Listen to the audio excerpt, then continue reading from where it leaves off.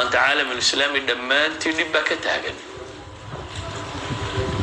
ma aha inuu dadka ka xoolo yar yahay, ma aha inuu dadka ka caqli yar yahay, ma aha inuu dadka ka hubi yar yahay. waxaasoo dhan ma aha ilaa nuclear weapon bay haystaan. laakiin waa maxay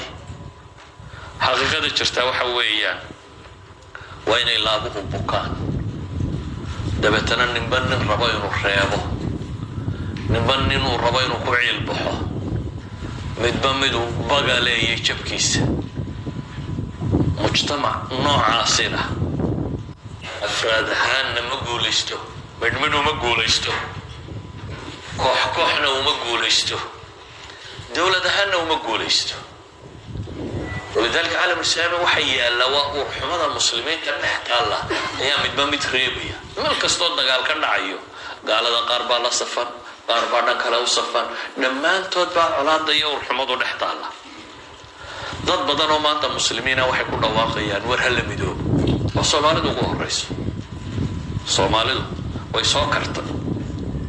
نبترى بدن بسو قاردي إن ربع قرني كبدن أي دول كتالي هذا ضد بدن باوحي لينا ندبو مدونو هذا إنه بكنا مينو مدو بكرنا شاشواتا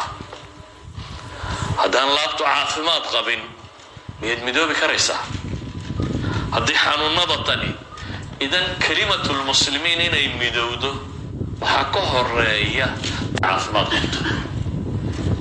إن ضد وحوضا يالك رأي النقضان